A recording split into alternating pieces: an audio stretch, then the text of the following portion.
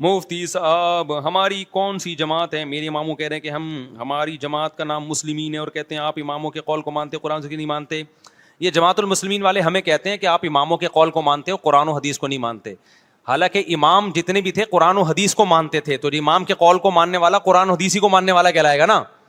لیکن جماعت المسلمین کے بارے میں یقین سے کہتا ہوں، یہ جو نیا فرقہ بنا ہے 1975-76 میں، اس سے پہلے یہ فرقہ تھا ہی نہیں. یہ لوگ اپنے امام کو مانتے ہیں، یہ قرآن و حدیث کو نہیں مانتے. یہ میرا 20 دفعہ کا تجربہ ہے. ان کے سامنے آپ قرآن کی آیتیں حدیثوں کے انبار لگا دو، یہ ٹس سے مس نہیں ہوتے. یہ مانیں گے اپنے امام کو.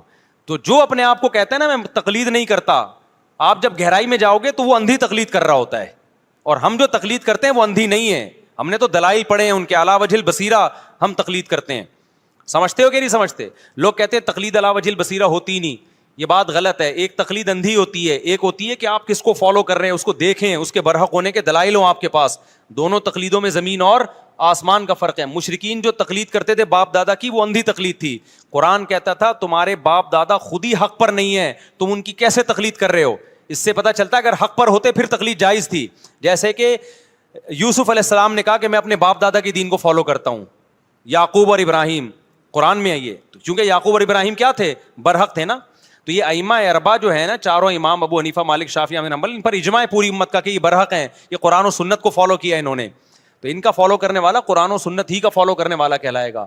ہاں یہ ہے ایک ڈائریکٹ فالو کرنا ہے، اور ایک ہے ان ائمہ کی رہنمائی میں فالو کریں. تو جو ڈائریکٹ فالو کرتے ہیں اگر وہ مجتہد ہیں، پورا قرآن پوری حدیثیں ان کو آتی ہیں اور بڑی اللہ نے مہارت دی ہے، پھر تو ٹھیک ہے. لیکن ہم نے جس سے بھی ملے ہیں ہمیں اندازہ ہوا کہ ان کو صرف اپنے مطلب کی حدیثیں آتی ہیں، اپنے مخالف والی حدیثیں آتی نہیں ہیں. بس ان کے پاس ایک ہوتا ہے اپنے مخالف کی حدیث کو ضعیف بول دو، اپنی والی کو کیا کہہ دو؟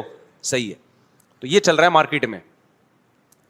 تو اس لیے میرے بھائی جماعت المسلمین، تو جب کہا گیا نا جماعت المسلمین والے کہ ہم جماعت المسلمین ہیں، ہمارا کوئی فرقہ نہیں ہے، آپ ان سے کہو اچھا وہ کہتے ہیں حدیث میں آتا ہے فرقہ واریت کے دور میں جماعت المسلمین کو فالو کرنا، تو آپ ان سے کہو حدیث میں جو آتا ہے فرقہ واریت کے دور میں جماعت المسلمین کو فالو کرنا ہے، اس سے مراد وہ فرقہ نہیں ہے جس کا نام جماعت المسلمین ہے. اس کا مطلب ہے مسلمانوں کی جماعت کو فالو کرنا. کیا مطلب؟ عام مسلمانوں کے پیچھے چلنا، نیا فرقہ نہیں بنانا. آپ نے کیا کیا؟ عام مسلمانوں کو چھوڑ کے ایک نیا فرقہ بنایا اور ظلم یہ کیا، اس کا نام جماعت المسلمین رکھ دیا. یہ اللہ نے نہیں رکھا، یہ آپ نے رکھا ہے. سمجھتے ہو؟ پھر بھی سمجھ میں نہ آئے نا جماعت المسلمین والوں کے، تو پھر ان سے کہنا کہ اچھا مجھے ایک بات بتاؤ، حدیث میں جو آتا ہے کہ جماعت المسلمین کو فالو کرنا، اس سے پارٹ 1 مراد ہے، پارٹ 2 مراد ہے؟ کیونکہ اس وقت ان کے 3 پارٹ چل رہے ہیں. جماعت المسلمین پارٹ 1 وہ پارٹ 2 کو نہیں مانتا، جماعت المسلمین پارٹ 2 پارٹ 3 کو نہیں مانتا، اور 3 اور 1 اور 2 کو نہیں مانتا، اور تینوں کا دعویٰ ہے کہ جماعت المسلمین جنت میں جائے گی. تو میں نے بتایا نا جو بھی فرقہ واریت کا لیبل لگا رہا ہے نا کہ فرقہ واریت ختم کر رہا ہوں، جب گہرائی میں جاؤ گے نا تو وہ نیا فرقہ بنا رہا ہوتا ہے. لیبل اچھے اچھے لگا رہا ہے وہ. تو جو فرقہ ہی 15ویں صدی میں بنا ہے بھائی، وہ کہاں سے ٹھیک ہو سکتا ہے یار؟ جماعت المسلمین اپنے باپ دادا سے پوچھو، جانتے بھی نہیں ہوں گے، تھا ہی نہیں کوئی فرقہ.